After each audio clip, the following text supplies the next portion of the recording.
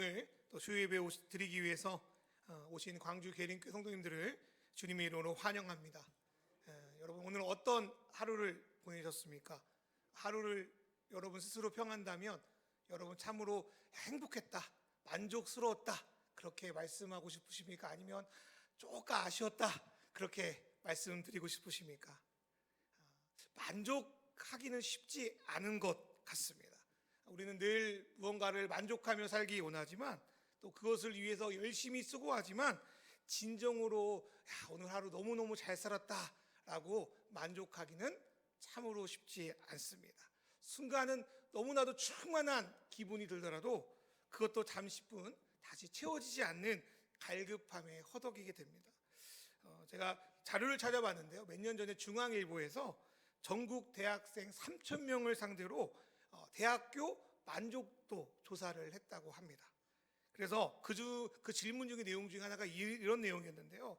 만약에 다시 여러분이 지금 다니는 대학에 입학한다면 다시 입학하시겠습니까? 그 질문에 예라고 대답한 분들이 얼마나 될까요? 이거는 마치 그러지 않겠지만 만약에 다음 생애가 있다면 지금 결혼한 배우자분과 결혼하겠습니다 라고 물어본 것과 그렇게 큰 차이가 없는 것 같습니다. 여러분 뭐라고 대답하시겠습니까? 네, 대답하기 쉽지 않으시겠죠? 대학생들의 질문이 네, 내가 혹여나 다음번에 대학에 들어가더라도 지금 다니는 대학에 가겠습니다라고 대답한 학생의 퍼센트지가 25%밖에 안 됩니다. 나머지 75%는 뭐라는 거예요? 난 다시는 내가 이 대학 오나 봐라 그렇게 대답한 것이죠. 그럼 직장은 어떨까요? 경향신문에서 1340명을 대상으로 직장에 대한 만족도를 조사한 적이 있었는데 직장에 만족하지 못하는 비율이 73%였습니다. 결혼은 어떨까요? 2014년 통계청 자료 보니까 결혼 건수는 30만 5,500건인데 이혼 건수는 11만 5,500건이라고 합니다. 그리고 이혼하는 부부의 평균 결혼 기간이 14.3년이라고 합니다. 여러분 많은 수가 결혼하지만 3분의 2 정도가 또 이혼을 하는 3분의 1 정도가 이혼을 하는 그런 안타까운 현실입니다. 여러분 왜 이혼할까요? 다른 여러 가지가 이유가 있겠지만 자기의 삶에 만족하지 못하기 때문일 겁니다. 사랑하는 여러분, 어떻게 하면 만족하지 못하는 문제를 해결할 수 있겠습니까? 어떻게 하면 우리 스스로 만족하는 삶, 감사하는 삶을 살 수 있겠습니까? 그거는 저와 여러분의 평생의 숙제라고 생각합니다. 그런데 많은 사람들은 내가 처해 있는 환경과 상황이 바뀌어야만 그 불만족을 벗어난다고 생각합니다. 그런데 환경과 상황이 바뀐다고 해서 내가 만족한 삶을 살아갈 수 있는 것은 아닙니다. 저는 오늘 이보다 더 나쁜 환경이 없을 수 없다 할 정도로 이상한 곳, 말하기도 부끄러운 곳, 어려운 곳, 그곳으로 들어간 한 인물을 말씀드리려고 합니다. 그 사람의 인물은 아이 사무엘입니다. 여러분 잘 알다시피 사무엘은 한나의 아들이잖아요. 또 한나가 오랫동안 아이를 낳지 못해서 끙끙대다가 하나님이 주셔서 이 아이를 낳았습니다. 그리고 하나님은 감사하게도 그 한나의 기도를 들어주셨습니다. 그리고요, 이 귀한 아이 사무엘을 젖될 때까지 한 3, 4살 정도까지 키우고 이제 좀 맑게 알아들으니까 한나는 하나님과의 약속을 지키기 위해서 실로라는 지역으로 가서 그곳에 하나님의 주신 그 아들 사무엘을 맡기게 됩니다. 그래서 어려서부터 사무엘은 엘리 제사장 밑에서 배우고 하나님을 섬기는 일을 하게 됩니다. 여러분, 한나가 이 귀한 아들 사무엘을 그곳에 맡기면서 하나님의 성소에 맡기면서 어떤 마음으로 어떠한 기도 제목으로 이 아이를 맡겼을까요? 야, 이제부터 육아 해방이다, 내 마음대로 살아야지, 그렇게 했을까요?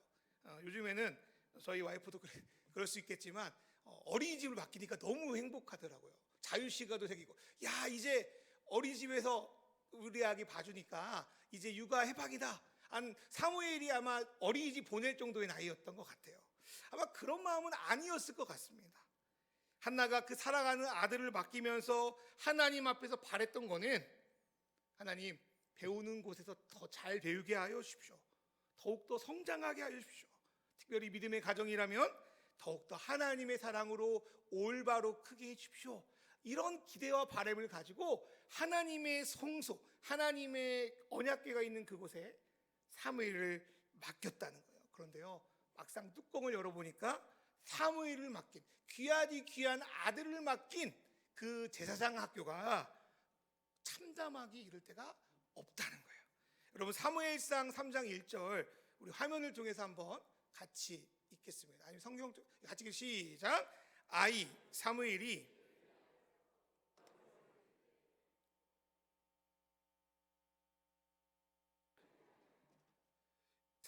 있는 실로라는 지역에 그 당시 하나님의 언약궤가 있었습니다. 지금이야 예수님을 믿기만 하여 예수님께서, 하나님께서 우리를 만나주시지만 구약에서는 하나님이 어디에서 우리를 만나준다고 했냐면 언약궤에서, 신자 사이에서 우리를 만나준다고 말씀하셨습니다.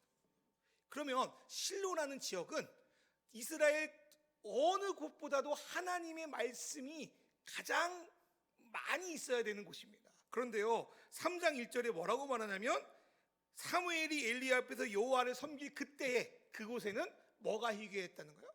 하나님의 말씀이 희귀하였다. 두 번째로 뭐가 없다는 거예요? 하나님의 이상, 하나님의 환상과 하나님의 계시가 그곳에는 없다라는 거예요.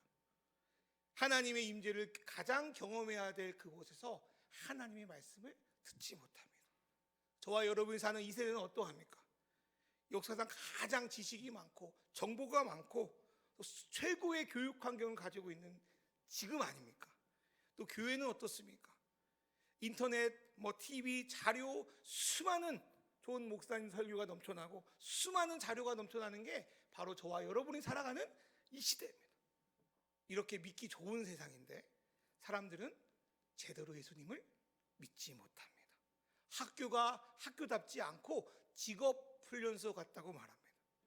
지성의 요람으로 좋은 사람을 양성해야 되는 대학이 오히려 좋지 않은 사람들을 배출하고 있습니다. 믿음과 사랑으로 좋은 그리스도인들을 배출해야 되는 교회들에서 예수를 닮은 자들이 아니라 예수와 완전히 다른 사람들이 나타나고 있습니다. 그건 성경의 말씀대로 소금이 그 맛을 잃으면 아무 쓸데가 없어 버릴 수밖에 없다라는 마태복음 5장 13절의 말씀과 같습니다. 저와 여러분 안에 왜 이런 일이 일어납니까? 성경은 말씀합니다. 그것은 눈이 어두워졌기 때문이라고 말입니다. 사무엘상 3장 2절 말씀 같이 한번 읽겠습니다. 시작.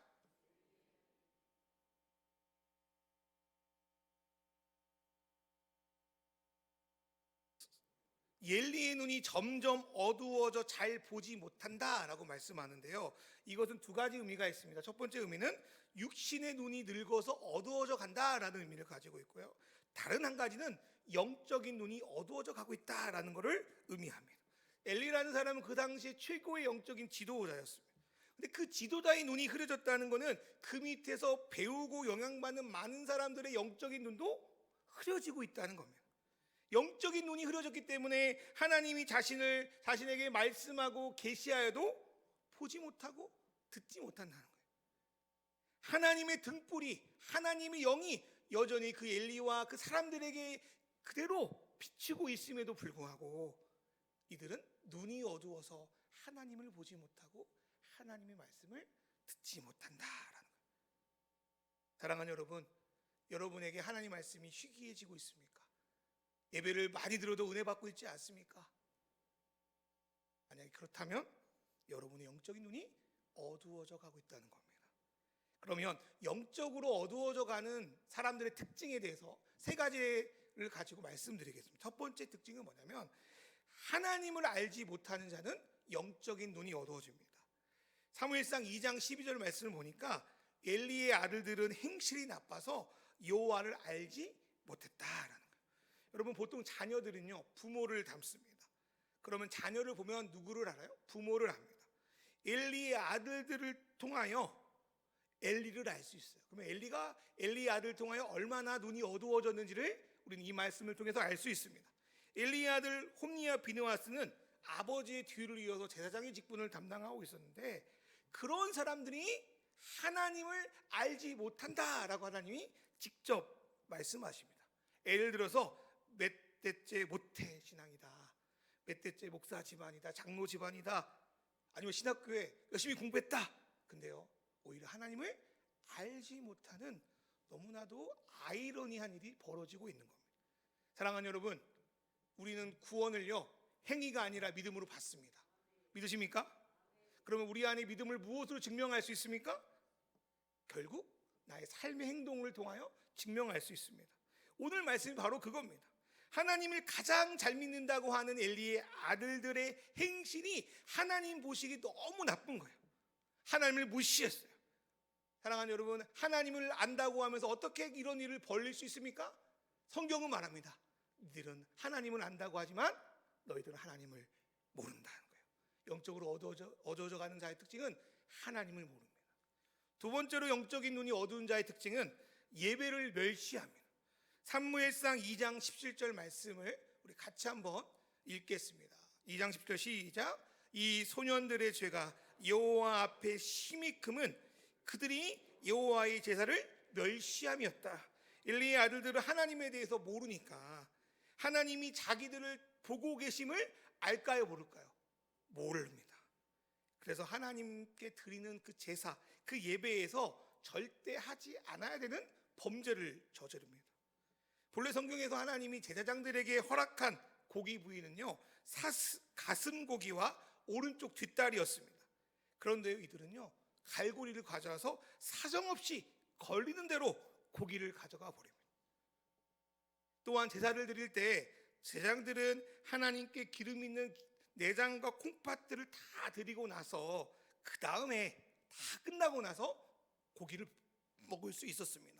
그런데 이들은 제사가 끝나기도 전에, 예배가 끝나기 전에 하나님의 것을 마음대로 훔침으로 하나님의 것을 강탈하고 예배를 드리고 있는 사람들의 예배를 방해하고 하나님을 우습게 여겼습니다.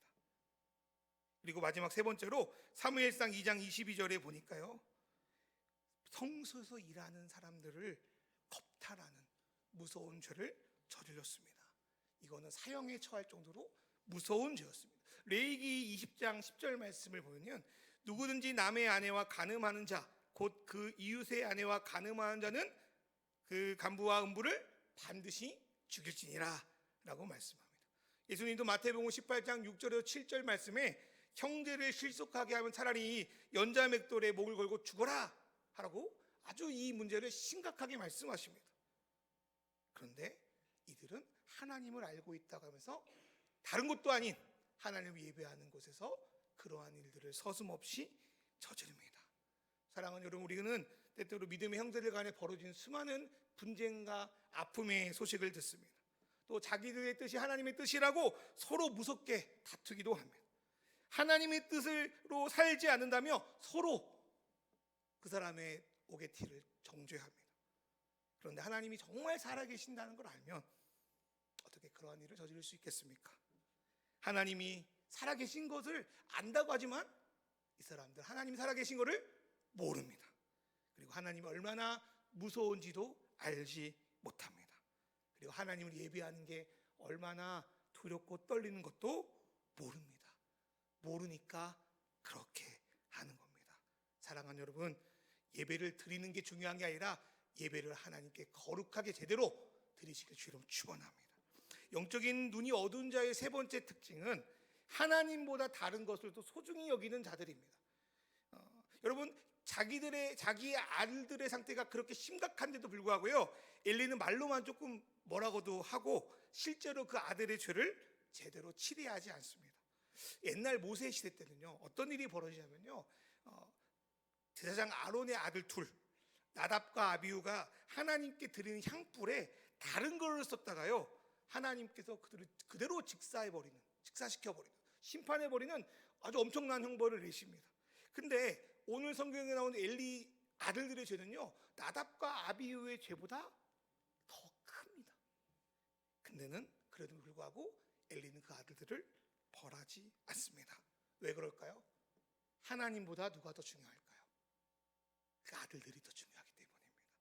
그때 하나님 이렇게 엘리에게 말씀하시는 게 사무엘상 2장 29절 말씀인데요, 같이 한번 성경 읽겠습니다. 시작. 너희는 어찌하여 명령한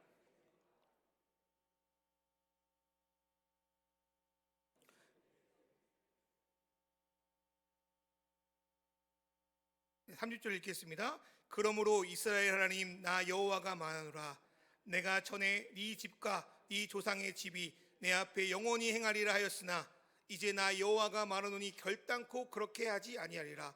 나를 존중히 여긴 자를 내가 존중히 여기고 나를 멸시하는 자를 내가 경멸하리라. 엘리는 아버지 이전에 하나님을 모시는 제사장이었어요. 근데 그는 하나님보다 자기 아들들을 더 소중히 여겼어요. 그의 신분을 망각하고 말로만 뭐라고 좀 하고 그들의 죄악을 그냥 내버려 두었습니다. 요즘 말로 자기 친한 사람이라고 해서 특혜와 비리를 그대로 눈 감아줘 버렸습니다. 하나님보다 그의 자녀들을 소중히 여겼습니다.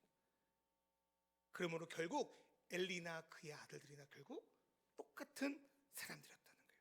그리고 하나님께서 하나님보다 다른 것들을 소중히 여긴 그 엘리의 집안을 심판하신다고 말씀하십니다. 여러분, 이러한 곳에 누가 있는 거예요?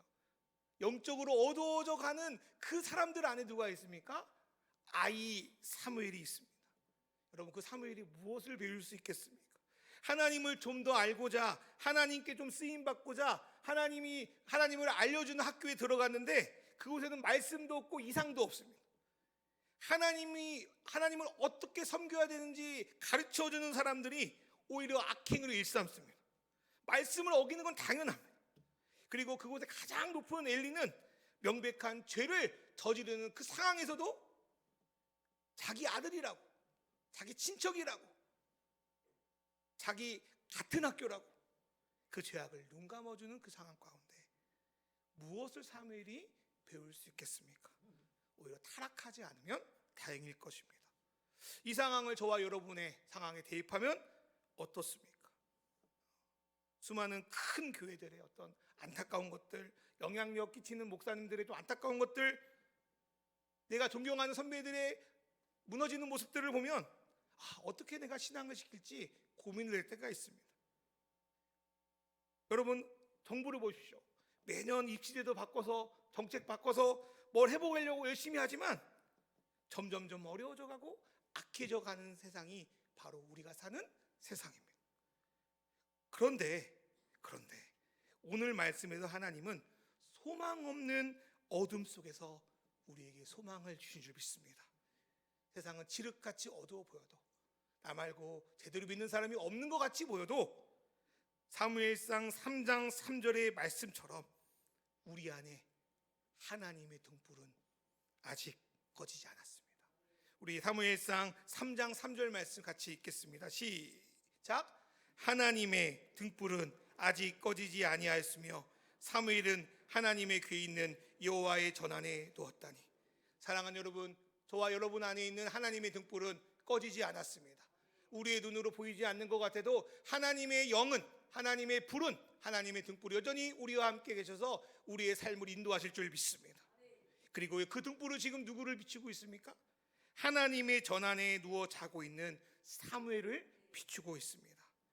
그리고 하나님은 어두워져가는 이스라엘을 바로 이 누구를 통해서 바로잡으려고 하면 하나님의 등불 뒤에 있는 사무엘을 통해서 바로잡으려고 하십니다. 사랑하는 여러분, 광주 계림교회 성도 여러분, 여러분이 하나님의 등불이 비치는 그곳에 있기를 주의 이름으로 축원합니다. 그리고 저와 여러분이 그러한 사무엘이 되기를 주의 이름으로 축원합니다. 그리고 여러분이 맡긴 영혼들을 그 사무엘로 키워내시길 주의 이름으로 축원합니다. 그렇다면 어떻게 하였게, 사무엘이 어떻게 하였게 하나님은 그 사무엘에게 자신의 빛을 비추고 계십니까? 하나님의 불이 비추는 자의 특징은 첫 번째로 하나님 우선하는 신앙을 가져야 됩니다. 사무엘상 1장 26절에서 28절에 보면 이렇게 말씀합니다. 한나가 이르되 내 주여 당신의 사심으로 맹세하나이다. 나는 여기서 내 주 당신 곁에 서서 여호와께 기도하던 여자라. 이 아이를 위하여 내가 기도하였더니 내가 구하여 기도한 바를 여호와께서 내게 허락하신지라. 그러므로 나도 그를 여호와께 드리되 그의 평생을 여호와께 드리이다 하고 그가 거기서 여호와께 경배하니라. 여러분, 이 말씀은요, 한나가 자기 아들을 하나님께 맡기면서 고백하는 거예요. 하나님을 가장 잘 섬긴다고 하면서 자신의 아들들의 죄를 눈 감아준 엘리와 달리 한나는 자신이 오랫동안 기도해서 그 아들, 어쩌면 목숨보다 그 소중한 아들을 하나님의 뜻에 맞게 하나님의 말씀 앞에 그대로 드리고 있습니다. 자기 아들이 아무리 소중해도 하나님의 약속보다 소중하지 않습니다. 사랑하는 여러분, 하나님 우선하는 신앙 가지길 주의 이름으로 축원합니다. 두 번째로 하나님의 등불을 비추는 자의 특징은 하나님을 예배하는 자입니다. 사무엘상 2장 17절과 2장 18절 말씀을 보면 이 소년들의 죄가 여호와 앞에 심히 크면 그들이 여호와의 제사를 멸시하였더라. 사무엘은 어렸을 때에 세마포 에봇을 입고 여호와 앞에서 섬겼더라. 성경은 엘리의 아들과 사무엘을 비교합니다. 하나님은 17절에서 하나님의 제사를 이들이 멸시하는 것을 말씀합니다. 그리고 18절에서 그러한 안타까운 상황과 현실 가운데도 사무엘이 세마포 에봇을 입고 하나님을 거룩하게 예배하는 것을 또한 비춥니다.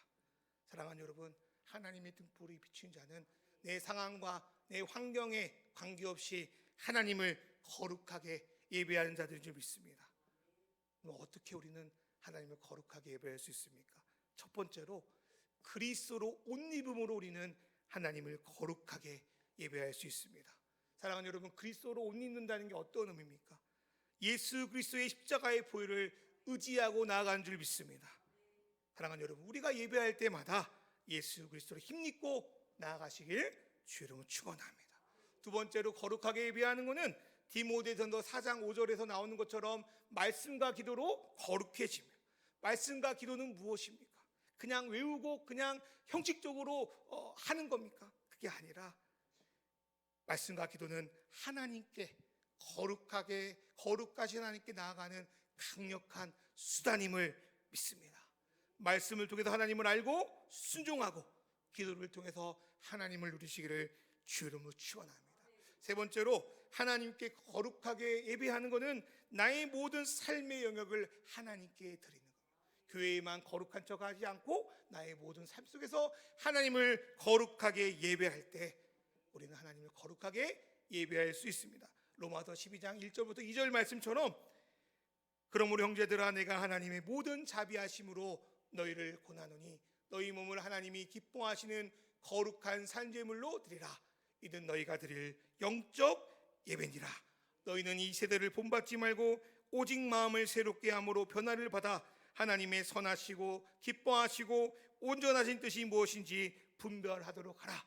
그렇게 삶의 예배를 드리길 주의 이름으로 축원합니다. 마지막으로 하나님의 등불을 비추는 자의 특징은 하나님의 말씀대로 순종하는 사람입니다.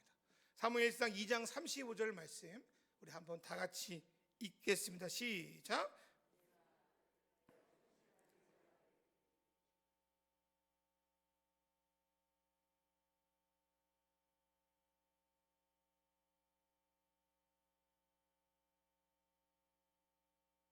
이 말씀은 하나님께서 엘리를 버리겠다 말씀하신 다음에 나오는 말씀입니다. 내가 너를 버리고 충실한 제사장을 일으키겠다. 그 사람은 어떤 사람입니까? 똑똑한 사람입니까? 잘생긴 사람입니까? 성경적 지식이 많은 사람입니까? 혈통, 가문이 좋은 사람입니까? 직장이 좋은 사람입니까? 돈이 많은 사람입니까? 하나님은 이런 자를 택하는 게 아닙니다. 사무엘이 하나님께 부름받을 때 사무엘은 어린 자였습니다. 우리식으로 적용하면 새신자였습니다. 하나님의 말씀에 대해서 제대로 알지 못하는 자, 어린 자, 부족한 자였습니다. 얼마나 부족했던지 하나님이 두 번에 걸쳐서 사무엘에게 뭐라고 평하냐면 사무엘상 3장 7절에 보니까 사무엘이 아직 여호와를 알지 못하고 여호와의 말씀도 그에게 나타나지 않았다. 사무엘도 하나님을 제대로 알지 못하고 하나님 말씀도 그에게 아직 나타나지 않았다. 그래서 사무엘은 하나님이 직접적으로 음성을 들려줘도 세 번이나 하나님의 음성인지 엘리가 불렀는지 제대로 분별하지 못합니다. 그런데요, 하나님은 수많은 똑똑이들을 놔두고 왜 이 부족한 사무엘을 부르는가? 이 어린 사무엘을 부르는가? 사무엘이 하나님의 마음대로, 하나님의 뜻대로 행할 사람이었기 때문입니다. 내 마음, 내 뜻대로 행하는 사람, 그 사람이 바로 충실한 제사장, 하나님이 찾으시는 사람인 줄 믿습니다. 그리고 하나님께 순종하는 사람은 사람에게도 순종합니다. 부족한 엘리야도 이 사무엘은 엘리에게도 순종합니다. 주님이 가라 하면 가고, 주님이 서라 하면 서고, 주님의 뜻대로 그 마음대로 행하는 사무엘에게 하나님이 말씀하시기 시작합니다. 말씀이 희귀하고 이상이 보이지 않는 그 땅 가운데 하나님이 사무엘을 통해서 다시 한번 말씀하기 시작합니다. 그게 사무엘상 3장 21절의 말씀인데요, 같이 한번 읽겠습니다. 시작.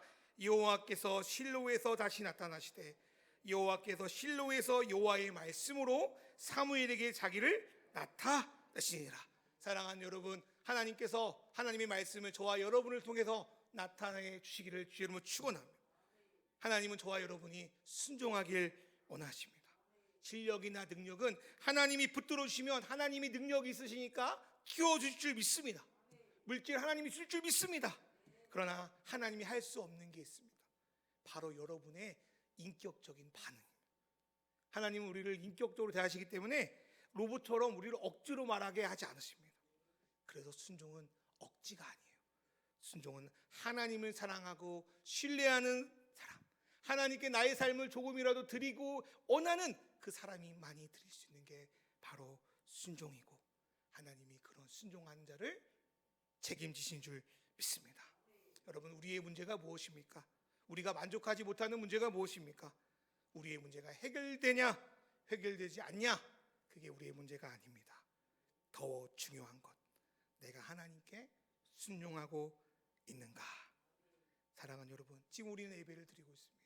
여러분, 예배를 드린다고 해서 여러분이 원하는 거, 여러분이 바라는 거 100% 응답받고 갑니까? 그러지 않습니다. 내 자신도 만족시키지 못하는데 어떻게 주변과 환경이 우리를 만족시키겠습니까? 예배는 내 귀에 좋은 설교를 들러 가는 게 아닙니다. 예배는 우리의 욕망이 채워지는 것이 아니라 예배 안에 하나님 말씀이 떨어지는 줄 믿습니다. 예배 안에 나의 소원이 응답되는 것이 아니라 하나님의 뜻이 이루어진 줄 믿습니다. 사랑하는 여러분, 하나님께서 저와 여러분을 이제까지 인도하셨으므로 하나님께서 하나님의 뜻이 이루어질 줄 믿습니다. 이 세상은 많은 사람들이 하나님을 잘 믿는다고 하지만 실제로 영적으로 어두워져 가고 있습니다. 그 속에서 오늘 사무엘처럼 하나님을 우선순위로 여기고 하나님을 거룩히 예배하고 하나님 말씀대로 순종함으로 저와 여러분 계림교회 성도님들이 사무엘처럼 이 시대에 하나님의 등불, 하나님의 빛이 비추는 자가 되시기를 주의 이름으로 축원합니다. 아멘.